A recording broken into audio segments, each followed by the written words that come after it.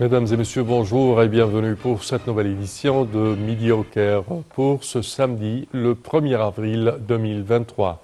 On commence notre sélection avec cette information à l'occasion de l'anniversaire de la victoire du 10 Ramadan, marquant le 6 octobre 1973. Le président Abdel Fattah el-Sisi a accompli la prière du vendredi à la mosquée du maréchal Hussein Tantawi. Rappelons que l'Égypte célèbre chaque année le 10 Ramadan, l'anniversaire de la victoire du 10 Ramadan 1393, équivalent à la guerre de 6 octobre 1973, et qui est la guerre au cours de laquelle l'armée égyptienne a vaincu Israël et a regagné la terre du Sinaï après son occupation pendant 6 années.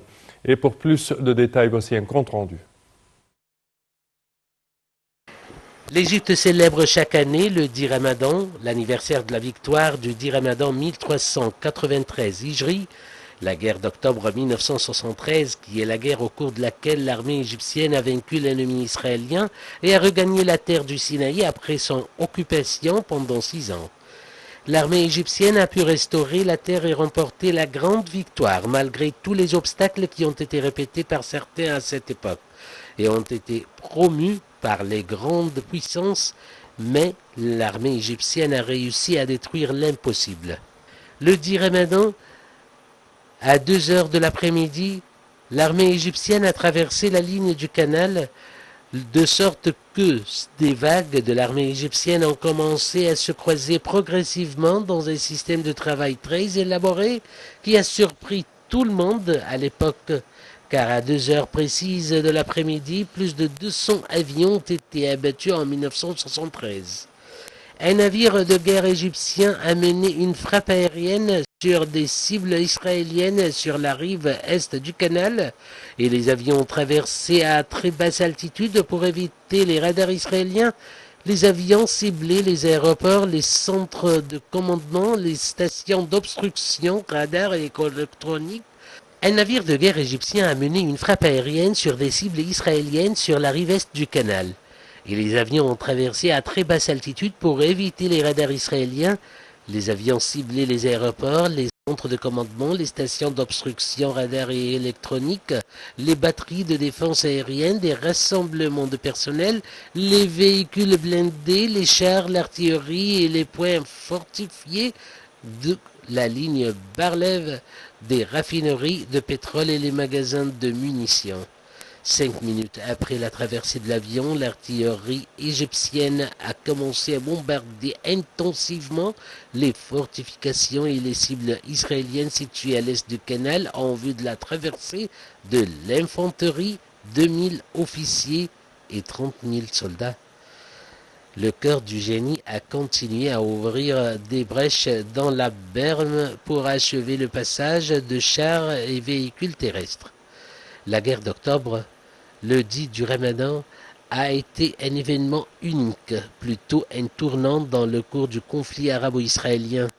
L'une des caractéristiques les plus marquantes de la guerre d'octobre a été la compétence du combattant arabe, le haut niveau de sa qualité et sa capacité à assimiler et à utiliser des armes modernes et complexes, y compris des armes électroniques.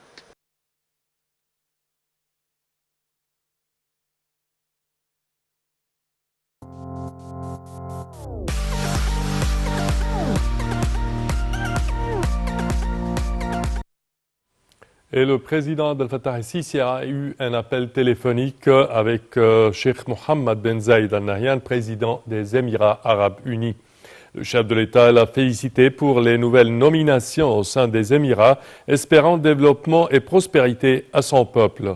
Cheikh Mohammed Ben Zayed Al Nahyan a dit avoir apprécié ce geste, exprimant les meilleurs vœux des Émirats, direction et peuple à l'Égypte, en souhaitant la poursuite de la sécurité et de la stabilité dans le pays.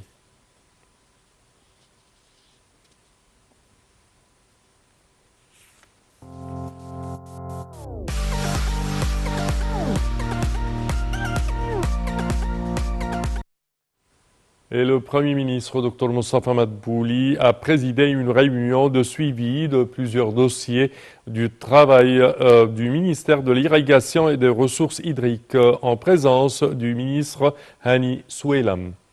Lors de la réunion, M. Soueilam a examiné les efforts du ministère au cours de la période actuelle, soulignant les actions de suivi des projets de réutilisation des eaux usées agricoles visant à bonifier de nouvelles superficies de terre, à assurer la sécurité alimentaire et à lutter contre la désertification. C'est ce qu'a souligné l'agence de presse du Moyen-Orient MENA. M. Soueilam a également évoqué les résultats de sa récente participation au dialogue interactif sur le thème « L'eau pour le climat, la résilience et l'environnement » en marge de la séance de clôture de la Conférence des Nations Unies sur l'eau à New York.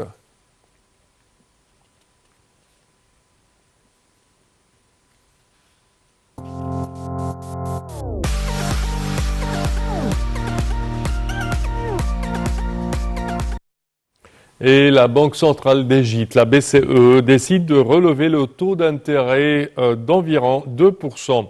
Le comité de politique monétaire de la Banque centrale, la BCE, a décidé lors de sa réunion jeudi de relever les taux d'intérêt des dépôts et prêts de 200 points de base pour atteindre 18,25%, 19,25% et 18,75% respectivement.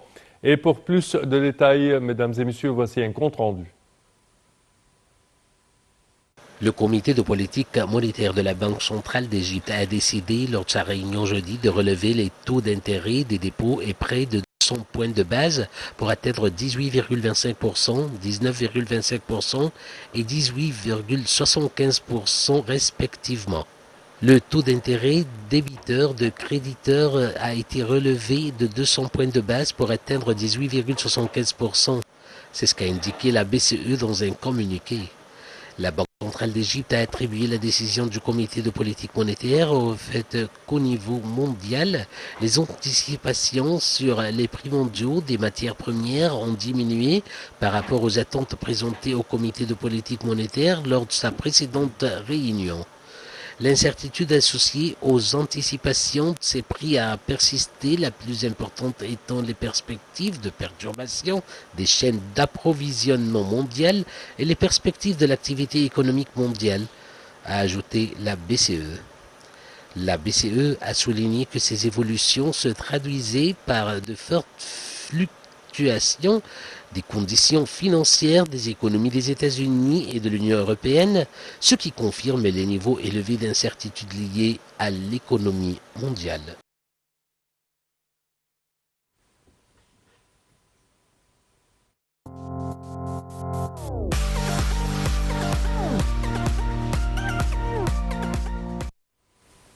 Accord avec l'Union européenne pour renforcer plutôt la sécurité alimentaire. Alors, les ministres de la coopération internationale, Rani Al-Mashad, de l'approvisionnement et du commerce intérieur, Ali Al-Masalhi, et de l'agriculture et de la bonification des terres, Saïd Al-Qusir, ont assisté à la signature d'un accord d'un don de 40 millions de dollars présenté par l'Union européenne, UE, pour renforcer la sécurité alimentaire en Égypte. Grâce à cet accord, l'Agence italienne pour la coopération au développement coopérera avec le ministère de l'Agriculture pour soutenir la production de blé et de céréales en améliorant l'accès aux semences approuvées dans le but de mettre en œuvre des activités liées au machinisme agricole afin de produire des céréales et des semences améliorées. En coopération avec le ministère de l'Approvisionnement, l'accord permettra la construction de silos et l'achèvement du système d'information pour contrôler la circulation de blé en Égypte. Cela s'inscrit dans le cadre du programme de soutien de l'Union européenne à la sécurité alimentaire en Égypte, financé par un don de 100 millions d'euros.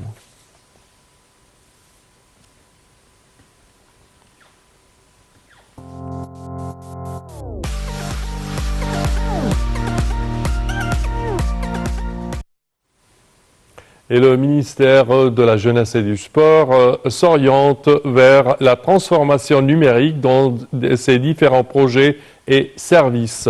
Le ministre de la Jeunesse et des Sports, Achraf Sobhi, a affirmé que son ministère se dirige vers la transformation numérique dans ses différents projets et services à la lumière de la politique de l'État égyptien à cet égard. M. Sobhi s'exprimait lors d'une réunion avec le président de l'autorité nationale des assurances sociales, Gamal Awad, pour discuter de toutes les questions liées à l'assurance sociale des institutions de la jeunesse et des sports. La réunion a discuté de la situation de l'ordonnance des dettes et des organismes et des institutions de jeunesse et de sport et des assurances pour tous les athlètes. Pour sa part, M. Awad a remercié le ministère de la Jeunesse et des Sports, soulignant la mise à disposition de tout le soutien nécessaire, les installations de l'ordonnancement des paiements de dettes pour tous les organismes et institutions de jeunesse et de sport.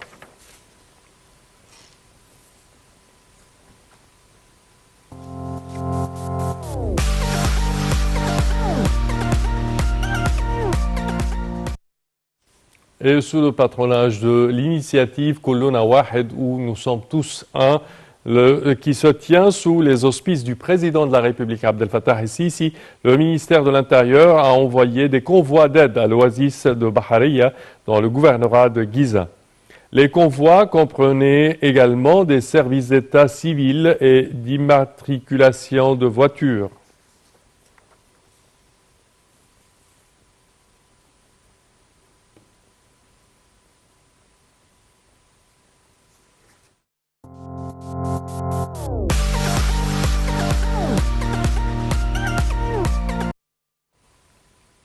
Et en sport, les Diables Rouges poursuivent leurs entraînements pour leur match crucial face aux Soudanais d'Al-Hilal qui se déroulera ce soir au Stade du Caire dans le cadre de la dernière journée de la phase de poule de la Ligue des champions de la CAF.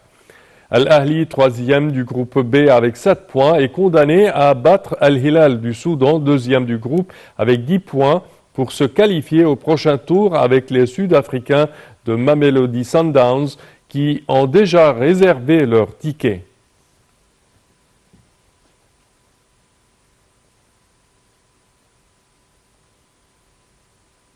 Bonne chance à Al-Ahli. Et c'est ainsi, chers téléspectateurs, que prend fin notre édition d'aujourd'hui de Midi au Caire.